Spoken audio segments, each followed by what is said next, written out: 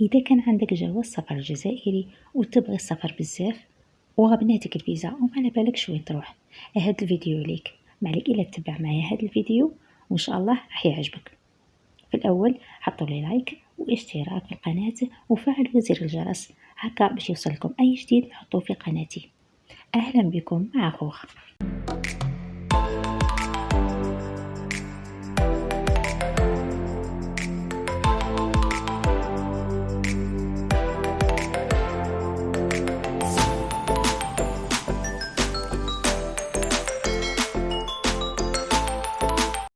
أهلا بكم مع خوخة. يحتل الباسبور الجزائري أو جواز السفر الجزائري المرتبة 88 في قائمة أقوى جوازات السفر ل 53 دولة بدون تأشيرة، ومشي فقط دول عربية أو دول أفريقية فقط، بل دول قوية ما شاء الله. ولما نقول بدون تأشيرة يعني يا إما بدون تأشيرة نهائيا يعني تماما، أو بتأشيرة عند الوصول، أو بتأشيرة إلكترونية. احتلت سنغافورة المرتبة الأولى من حيث أقوى جوازات السفر اللي يسمح لها بالدخول إلى 194 دولة، والمرتبة الثانية كانت من حظ اليابان اللي يسمح لها بالدخول إلى 193 دولة. المرتبة الثالثة كانت من حظ الرباعي ألمانيا، إسبانيا، كوريا الجنوبية وإيطاليا اللي يسمح لها بالدخول 192 دولة، وهكذا إلى أن نصل إلى الجزائر اللي احتلت المرتبة 88 كأقوى جوازات سفر ويسمح لها بالدخول إلى 53 دولة، بالإضافة إلى دولة أوروبية نحكو عليها في الآخر. وهادو 53 دولة فيهم اللي ندخلوا لهم بدون تأشيرة تماما، وفيهم اللي ندخلوا لهم بتأشيرة عند الوصول، وفيهم اللي ندخلوا لهم بتأشيرة إلكترونية.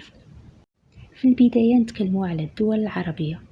نبدأ بالمغرب الشقيق، يسمح لنا بالدخول بدون تأشيرة لمدة 90 يوم. تونس بدون تأشيرة لمدة 90 يوم. فلسطين وسوريا بدون تأشيرة نهائيا. موريتانيا تسمح لنا بالدخول 90 يوم بدون تأشيرة. الأردن، لبنان واليمن تأشيرة عند الوصول تسمح لنا بالبقاء 30 يوم.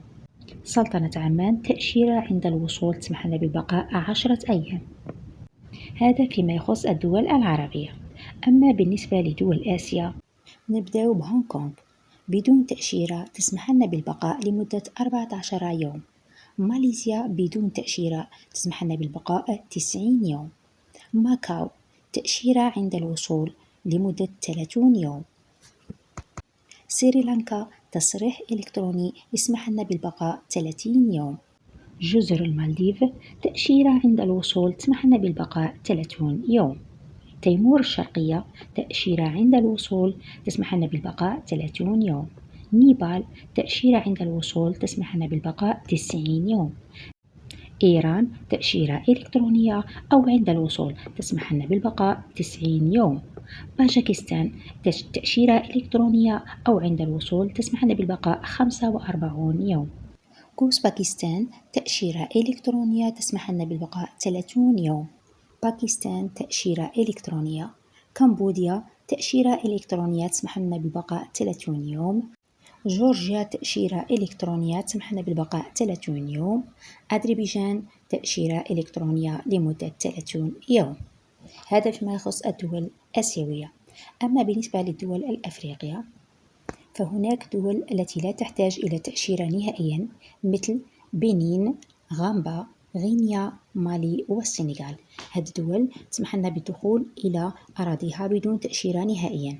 أما بالنسبة للدول التي تحتاج تأشيرة عند الوصول فهي الرأس الأخضر، جزر القمر، أثيوبيا، غانا، غينيا بيساو، مدغشقر، موريشيوس، موزمبيق، نيجيريا، رواندا، السيشل، تنزانيا، الصومال، الطوغو، أوغندا وزيمبابوي، بالإضافة إلى دول أخرى كأمريكا وأوقيانوسيا وبحر الكاريبي.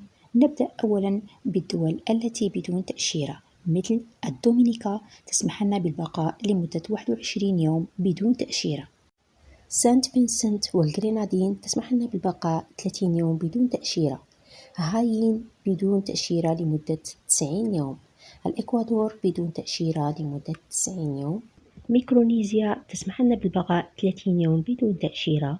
نيكاراغوا تسمح لنا بالبقاء لمدة 30 يوم ولكن تأشيرة عند الوصول.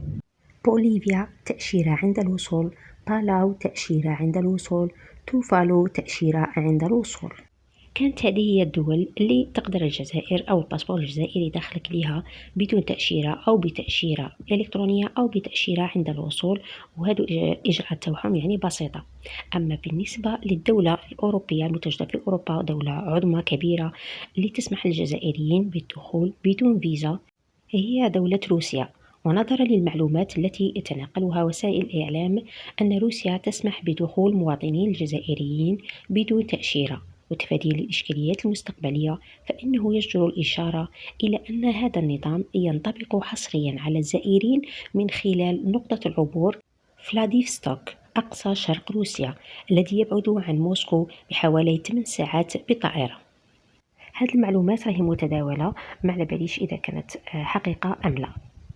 كان هذا موضوعنا لنهار اليوم، نتمنى إن شاء الله نكون أفدتكم ولو بالقليل. يعني الباسبور الجزائري يمكن لك أنك تسافر وتحوس في دول مختلفة ودول جميلة جدا. ما عليك غير تخمم مليح وتقرر وينها الدولة اللي تساعدك. كان هذا فيديو تاع نهار اللون حبيبتي، ما تنسونيش باللايك والاشتراك وتفعلوا زر الجرس هكذا بتوصلكم اي جديد نحطوه على قناتي، قناة مع خوخة. الى فيديو قادم ان شاء الله، مع السلامة.